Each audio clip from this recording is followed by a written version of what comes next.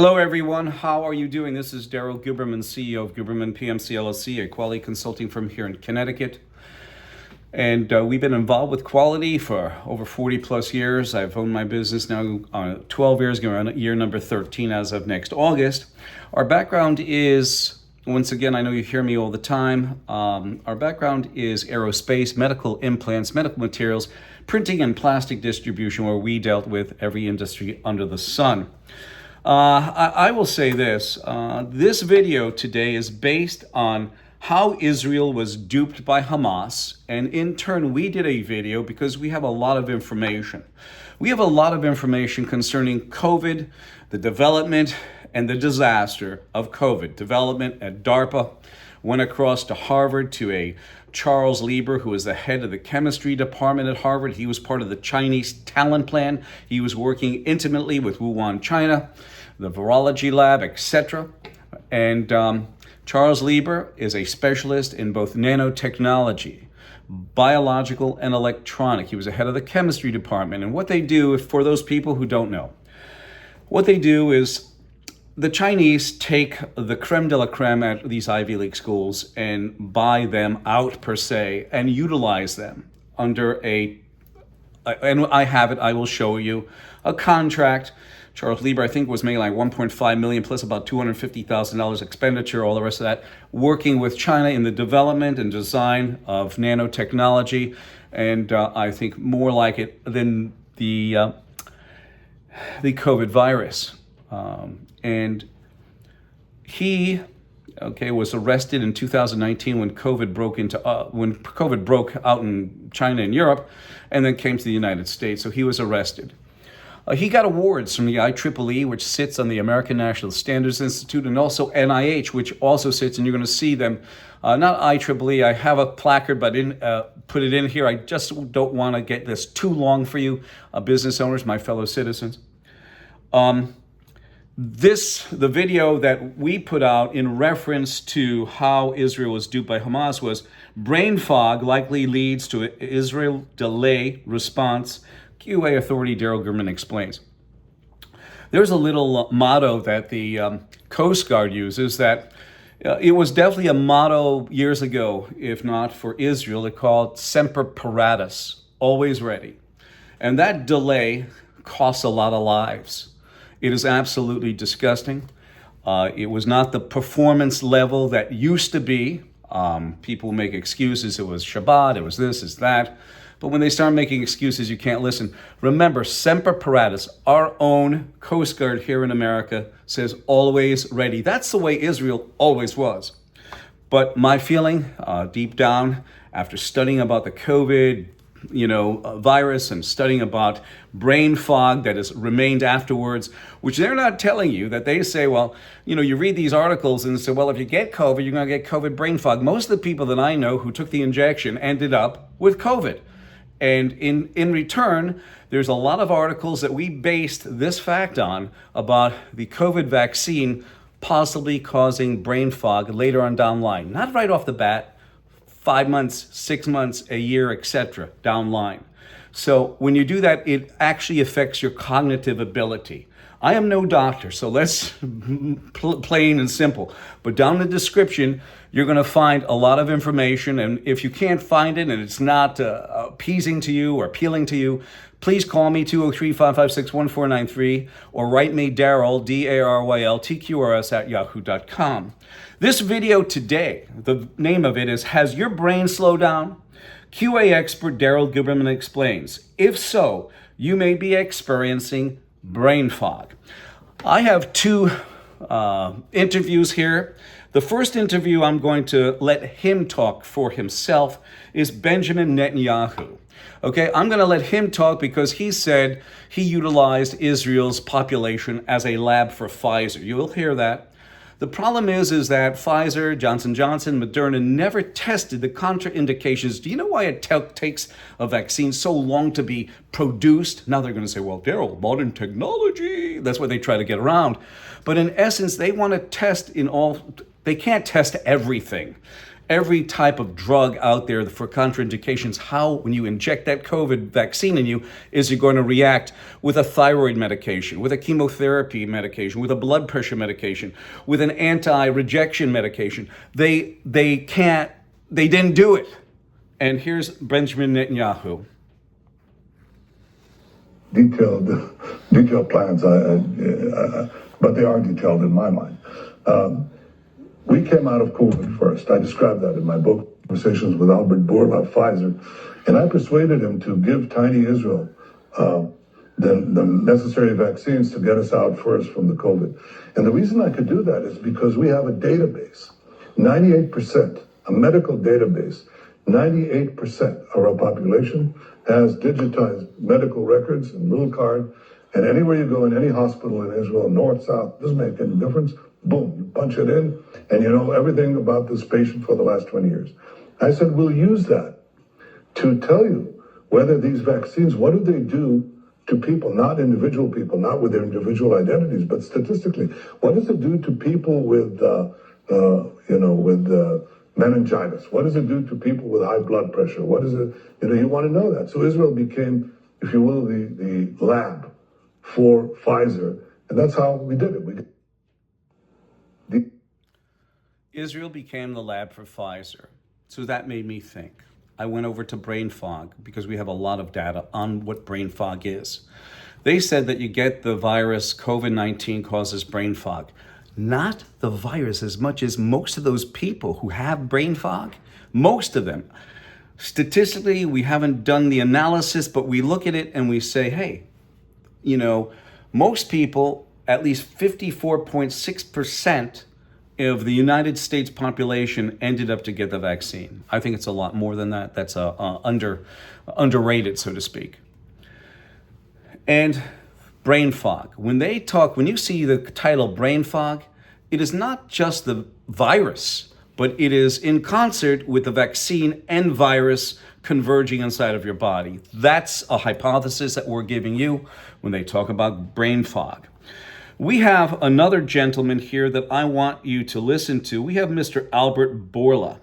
Now, Albert Bourla is the CEO. Albert Bourla is a CEO of Pfizer. And Albert Bourla is a certified veterinarian. So when they talked about people who took the vaccine are sheep, it wasn't too far from the truth since Albert Bourla was a veterinarian. You will hear him discuss all this mess that the COVID vaccine was made in the sun, it's got quality standards, perfect. And then he had vaccine hesitancy, as you will hear. That vaccine hesitancy that he had contraindicated to the CDC, who put out a memo on their site about 2 years prior to his interview that if you're a 50-year-old man, you should take the COVID vaccine. No matter what you do, you should take it because it'll keep you out of the hospital. Now, I think Albert Bourla got COVID maybe 2 or 3 times. But here he is. I want to ask you also about a very important issue of vaccine hesitancy. Even folks who get most of their vaccines normally might be hesitant about these vaccines because they were developed so quickly. What do you tell those folks who might be saying, I'm going to wait a few months before I get this one? I would tell them I wish that the situation was not so critical so that they can have the luxury to think about it. But the situation is as deadly as it could be right now with the amounts of deaths or new cases that we are facing. So they need to think it twice. This is a vaccine that was developed without cutting corners from a company with 171 years of credentials. This is a vaccine that was developed in the spotlight, in the daylight, with all the data being put in servers. This is a vaccine that has been approved in the US by 2 separate governmental agencies, CDC and FDA, after listening to 2 separate independent scientific bodies. One is the FDA and the other is the ACIP for the CDC. And this is a vaccine that is getting approved by all authorities in the world. So that should say something to them. And I repeat once more, the decision not to vaccinate will not affect only your health or your life. unfortunately will affect the lives of others and likely the lives of the people you love the most, which are the people that usually you are in contact with. So I think trust science. Well, and a question for you. I've heard you have not yet had your shot. When do you plan to get it? The sooner I can, I will.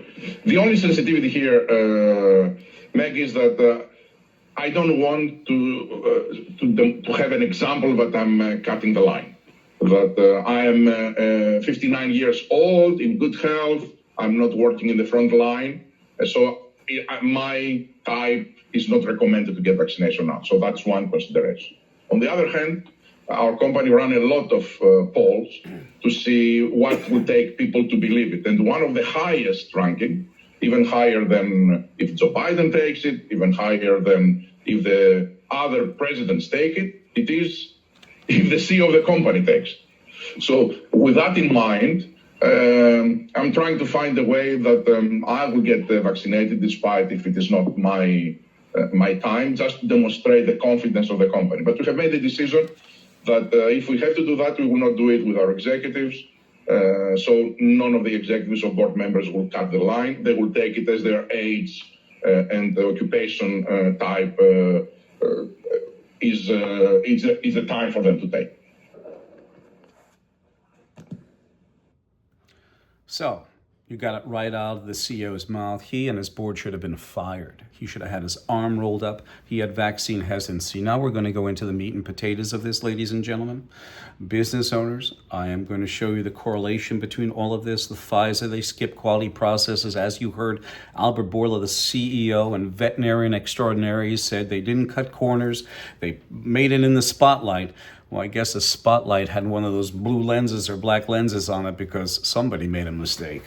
And here we go. You have the American National Standards Institute, which is a private, not-for-profit, non-governmental entity, which is both a standard writing organization. Also, as you discover, they're also an accreditation body, like on SurfSafe, which is rated F at the Better Business Bureau for food safety and training. You keep on going. They're also the accreditation body for like Cargill Beef, who on their certificate from the British Retail Consortium has an ANSI logo. They accredit it. And Cargill Beef in 2018 had 135,000 pounds of chopped meat recalled because of E. coli. Everything ANSI and ANAP touch turns to dreck or crap, whatever. So they are a not-for-profit, non-governmental entity, and they have federal agencies and corporations on board. The reason why I'm doing this is because I am mandated by my religion, I am Jewish, for Tikkun Olam, illuminating the world, telling you, the population, about this mess, educating you.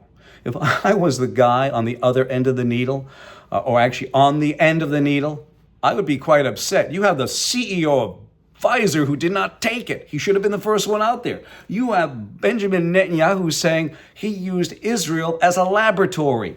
And let's continue. In 2015, then Randy Doherty, the vice president of ANAB, the chairman of the IF, and also the principal on the IF tax form, and I think he went to 2017 or 18 as principal, so he had command and control over the whole kit and caboodle. He handed over leadership, okay, and by the way, the International Accreditation Form is in Delaware, and it's a repository for all these different accreditation bodies that sit there, like UKAS, Accredia, and all the rest of that mess. So he handed over leadership to Zhao Jinwu, who's been involved with our quality since 1994. He's a communist Chinese national. He is now the chairman in 2015 to 2021. He's the chairman of the IAF Incorporated in Delaware, okay? He is also the chief executive of the China National Accreditation Services in Wuhan, in Beijing, China. But the funniest thing is that he also certified the laboratory in Wuhan, China, where you had a Miss Pamela Sale the same year, 2017. We have a picture of him in there. And we also have Pamela Sale giving the deposition. We have all that in this video for you, ladies and gentlemen. He is mandated by his country of origin, Communist China, to take anyone's data through the China National Intelligence Law, Article number 7. Mind you, too, that Randy was being advertised in 2018 on the Department of Homeland Security, a private enterprise being advertised as a certification body, an accreditation body. He was being advertised as their vice president, while this guy was the chairman of the IAF. Any sort of cybersecurity issue going on? At that time, China did hack the DHS, and we have that data. We would not just tell it arbitrarily. We just don't do that. And the reason why we don't do that is because my business name, Guberman PMC, is my family name. And I don't, and this is a quality term made by ANSY's Russ Cheney, I don't fuck around when it comes to my family name. In an article, there was mention that Randy wrote for the IAF that he congratulated Zhao Jinwu, that he's been involved with our quality since 1994. He's now the chairman of the IAF, and he is also the chief executive of the China National Accreditation Services in Beijing, China. We have a special guest here, Xi Jinping, who mandates Zhao Jinwu to take your data through the China National Intelligence Law, Article number 7. Within the context of China, there's over 10 different registrars in China that can issue an ANAB accredited certification. Talking about cybersecurity, you talk about NIST SP 800, you talk about ISO 27001, ISO 27013, which are all complex together, or you put them together, and they fail because there's so many interlocking directorates and collusion going on, of course, because you have corporations, federal agencies on board. That NIST SP 800 is worthless. Worthless. It's a money-making operation. If they ask you to join as a business owner, tell them, send them this video. I will be your expert witness against NIST. Let me just tell you off the cuff. We have a customer, and they produce a certain material, and they want to get NIST certified. So they have to send this material out to have it tested. The lab charges them $150. He went to NIST, the National Institute of Standards and Technology, which is a government organization. So you figure our tax money should be paying them for any sort of testing or subsidizing them so the test wouldn't cost that much. He asked NIST, he got together with NIST, he wanted a label on his container that says NIST certified, all the rest of the stuff. And they said, you have to use NIST certified laboratories. Well, he said, what is the cost? And the cost was $2,500 for a test that he was sending to a private enterprise laboratory for $150. That's an example. You have ANAB that sits on ANSY's board, okay, ANAB. You have the factor that the IAF and ILAC, the International Accreditation Forum Incorporated in Delaware, and ILAC, the International Laboratory Accreditation Cooperation, that sits in Australia, are sister organizations of each other. Randy Doherty wrote us a note when we asked him, to tell us about quality. And he said an IAF MLA, which is a multilateral agreement organization, and an IAF MRA, multi-regional agreement, is equivalent in accreditation to ANAB. ANSI ANAB, as a matter of fact. Sitting on the IAF is Iran and Pakistan, and this does not go out to the Iranian people or the Pakistani people, but this goes out to the factor that these two countries admitted to harboring some of the terrorists of 9/11. Also, Pakistan harbored Osama bin Laden. Sitting on the IAF right over by Iran and Pakistan is ANSI and ANAB. Also, ANSI took over complete control over ANAB in 2018. Here in 2017, we have Zhao Jinwu handing over a laboratory certification to the Wuhan lab. We're going to get to Pamela Seo, who said there are no protocols. So when she said that, she basically confessed to the factor of the COVID virus escaping from Wuhan. And I will read it to you and explain again about this situation. In fact, I'm going to keep this picture out so when she comes out to give her deposition from 2017, then we'll have it. Also, in 2017, a delegation from the United States went to Wuhan, and the scientists there were almost in tears saying, we need We need specialists here. We need some trained individuals. In a CDC document for virology lab training from May of 2019, we have it. You can contact me, no problem, 203-556-1493, or Daryl, DARYL, @yahoo.com. We will send you the whole copy. They stated in that booklet that the most important people in your laboratory are not per se the scientists, but the people who handle these quite infectious diseases, and they didn't have enough quality trained people. This I feel the CDC put it out because a couple months afterwards, the virus came out. Nice, isn't that? I think in February, actually it was already out, I think, in 2019. That's when this training document, and in this training document, the only laboratory mentioned was Wuhan, China. We have another special guest. We have Mr. Charles Lieber. Charles Lieber, the head of the chemistry department at Harvard University, was a specialist in both biological and electronic nanotechnology. You have his China actual talent plan contract here. And Charles Lieber got arrested by the FBI in 2019 when the whole thing broke. When Harvard was asked about Charles Lieber's involvement with the Talon Plan, he said, well, actually, it wasn't him, it was Harvard. I don't know. I really don't know. Unbelievable. Also in 2017, we had this. We have the technical booklet that this came out of, a Chinese document that was for different lab specifications and all that.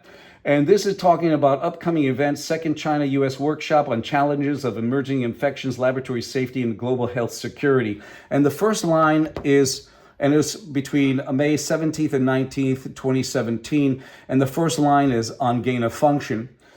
When Mr. Rand Paul asked Mr. Fauci, Senator Rand Paul asked Mr. Fauci under deposition several months ago, if not a year or so ago, did he know anything about gain of function research? And Fauci said no. He was lying to the senator. We pulled this out. Fascinating that it is that this is what comes out. That in a major lab scandals is in accredited laboratories. Marvin Schechter, an attorney, wrote a document to the state of New York in 2011 stating that a certificate from ASCLD Laboratory, which sits on ANZI's board, which is owned by ANZ ANAP, is no more than having a badge of honor, and we'll get to that. And here's the laboratory failures. We've got a ton more if you want to see them. And this is what Mr. Schechter said, Attorney Schechter. He said getting a certificate from ASCLD Lab is like getting a badge of honor. I did in 2019. I did a video concerning laboratory, and especially on A2LA. A2LA was unbelievable. A2LA is an accreditation body that sits on ANZI's board. I did that. I exposed the factor. There was a woman, Ashley Morton, who said, who wrote me down at the bottom of the of the video that I put out on YouTube. She said A2LA and ANAB and ANZI are separate entities or separate accreditation bodies unto themselves. Well, I showed this the next day in the video, and I also showed, here's A2LA. They are a member of ANZI's board, and also they sat on the communist-led IAF at the time between 2015 and 21. They're still there. What happened was, we ended up getting a phone call from a Mr. Russ Cheney, who is a chairman of the American National Standards Institute, ANZI. And this is what he said.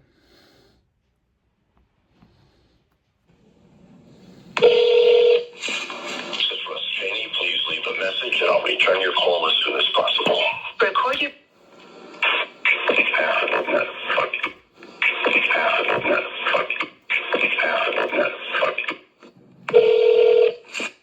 Yes, he said "have a nut fuck you" to me. That's exactly the mantra of ANZI. In 2022, moving up just slightly, I applied to become a director at large on ANSI's board, figuring that I could clean this mess up, this quagmire, because it doesn't appear that they care about quality at all. Sitting on ANSI's board is Boeing, who fudges documentation. Okay, you also have Pfizer. You're going to see that they skip quality standards and processes to produce a COVID vaccine, along with Johnson & Johnson, along with Moderna, but Moderna doesn't sit on ANSI's board. You have Lockheed Martin that sits on ANSI's board, and they, after their 801st F-35, still, they have quality issues up to including loss of aircraft and loss of pilot. I think an aircraft just went down several weeks ago. So that substantiates what I'm trying to say.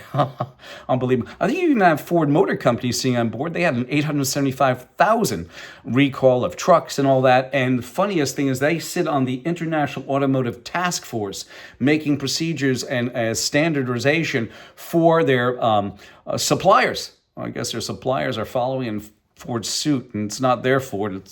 Anyway, we have Miss Pamela Sale. Miss Pamela Sale, at the time she gave the deposition, while Zhao Jinwu was over in the lab in 2017, while Randy Dodery was sitting on the DHS being advertised, and now you have Pamela Sale giving a deposition down in Texas because of a failure in laboratory. And she said, and I'm going to read it to you here, and I'm just going to add phlebotomy labs and biolevel 4 labs, and also worldwide, are going to be only words I add to this deposition. I want to preface this first off. One of the issues is that there is no commonly agreed upon set of standards that forensic labs, phlebotomy labs, and biolevel 4 labs around the country and world have to follow. Instead, there are informal guidelines that labs can choose to follow or not. Isn't that a tender moment? Also, we pulled this. This is from 2018. The most disgusting part of it, this is the State Department Standard Operating Work Order. And the thing about it is that they invited Communist China into their facility because they call out the factor of the International Accreditation Forum, who at the time was being controlled by Communist China. Zhao Jinwu was the chairman. So you have this document. We discovered further on, not only do we find out that ANSI ANAP are underwriters for the International Accreditation Forum and the International Laboratory Accreditation Cooperation, but we also found out with definitive proof that, yeah, they are, because here is the government contract, a piece of it, that states over here, ANSI ANAP is an underwriter for the International Accreditation Forum. So they're basically, through ANSI ANAP, allowing China to come into a government facility. That's basically it. We now show you Pfizer. As you heard, Albert Bourla said that the product, the COVID vaccine, was made under stringent quality standards and practices and made in the sun. And we pull this out, and we have more documents like this, but look at what it says. Pfizer skipped critical testing and cut corners and quality standards, and documents revealed. So Albert Bourla, as a CEO, was lying. He's lying about the efficacy of the vaccine because he didn't even take it. And we have to show you this. Johnson & Johnson. Johnson & Johnson. And here's Johnson & Johnson. Johnson & Johnson says batch of COVID vaccine failed quality check. Not clear how many doses were lost. Let me just say something. I was involved with medical. Usually they can't tell through analysis. Sometimes they can, sometimes they can't. But usually they can't tell until it goes out into the market and people start getting sick, up to including death. So don't let anybody kid you. It'd be impressive if they caught it before it went out the door, but it probably didn't. You have remember what Albert Bourla said? We have great agencies like the FDA, CDC, that approved us, that accepted us. They loved what they saw. We have the FDA sitting right over by Pfizer and Johnson & Johnson. Do you think they're going to say anything different? In fact, I have documents that show that they colluded with Moderna, who doesn't sit on ANSI's board. But let me tell you, their ticker symbol in the New York Stock Exchange is mRNA. Anyway. We also have the CDC that Albert Bourla said is one of the approval organizations. Well, they approved it, right? But several years before his interview, they said, if you're a 50-year-old man, you should get the shot so you're less likely to go into the hospital. Well, he didn't, because he didn't want to skip the line. And his board didn't. They should all be fired. And you have NIH on board. I'm going to stop here. I'm going to stop here and just read you this from somebody, a quality professional. I want to finish this off. Thank you, Daryl. My respect for Anzi Anab went out the window after watching your videos. The evidence of their complete betrayal of quality principles disgusted me. I'm just an obscure ISO 9002 certified auditor, but I am proud of that, and I consider it an honor. Anzi Anab has portrayed such nonchalant attitude toward folks who value quality management. You are the right man to expose them. You have so much more experience in auditing. Let me just say this. I apologize for you who took taken the injection. I know you make the excuses. I had to take it for my family. I had to take it for my work. I had to take it for my job. But just to think about this. If you're a nurse and there's 50 of you and 20 of you walk out, think about that. They can't find workers now. They can't find employees of substance. It's tough. My people who I have, customers who are machine shops, they can't find qualified people. They can't find anyone. And the ones that stay, they don't stay long. They stay maybe 3 weeks. I'm going to leave it here. And I will say this again from Confucius. It is not the droplet of water that wears away the mighty stone, but it is his persistence. And I'm going to keep on going because Anzi Anab needs to be watched over very closely.